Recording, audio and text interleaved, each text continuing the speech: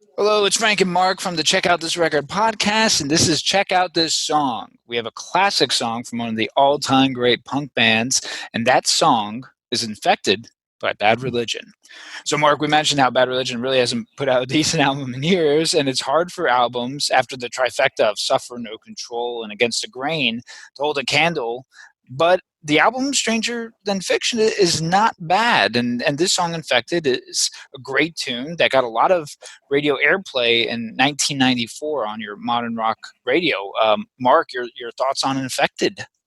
Yeah, Infected's a great song. Stranger Than Fiction's a great record.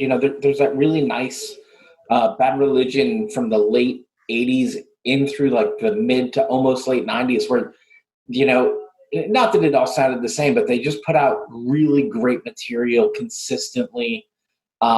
This is one of those albums that just like, exactly what you're getting out of it. And I think this song in particular, Infected, is just some of their most iconic work. I know Yeah. people are being weirded out by me saying nice things about Bad Religion. Well, not to mention the trifecta of those albums I just mentioned, but there's Yeah, also absolutely. a Generator and Recipe for Hate, which I know is one of your favorites. So add those into the Yeah. mix. It's tough, and I always love the overall sound of this song, the music that builds up in the beginning, the leading up to that first verse, the harmonies on the chorus, and of course the end where the chorus is being repeated and there's new lyrics that are spread over it. It gives me chills, and if we look at some of the lyrics, here we go.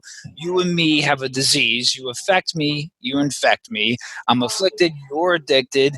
You and me. You and me. And then he goes, I'm on the edge. Get against the wall. I'm so distracted.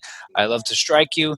Here's my confession. You learned your lesson. Of course, stop me before I do it again. I mean, that's obviously it's a struggle here, right? And then at the end, when that chorus is being repeated, we have this: you and me are incurable. I want to tie you, crucify you, kneel before you, revile your body. You and me are made in heaven. I want to take you. I want to break you, supplicate you. I want to bathe you in holy water. I want to kill you upon the altar. You and me, you and me. I mean, Mark, that's pretty good stuff, right?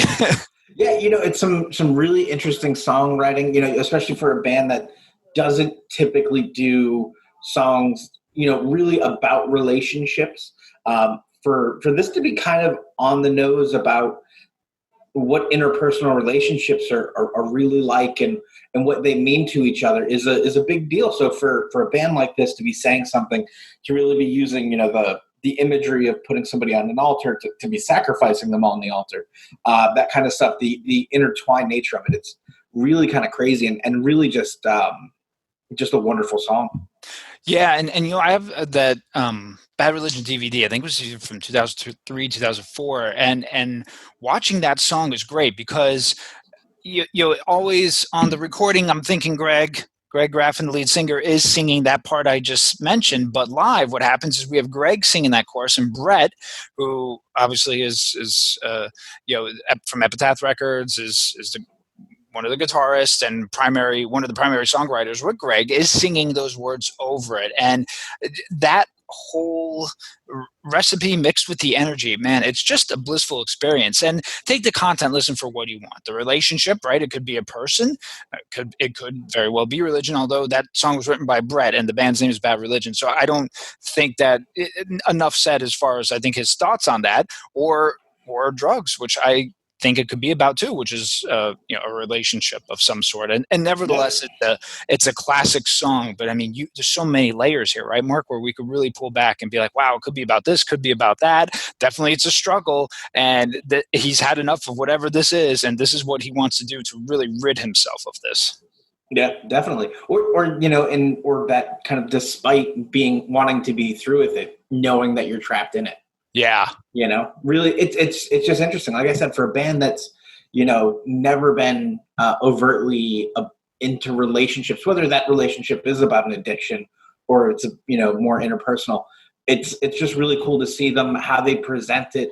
There is some of the lyrics lean a little towards destructive behavior, right? Yes. And how we cope with that and how we deal with that and how we use songs to say the things that we would like to do. Yeah. or to admit to doing some of the things that we shouldn't be doing.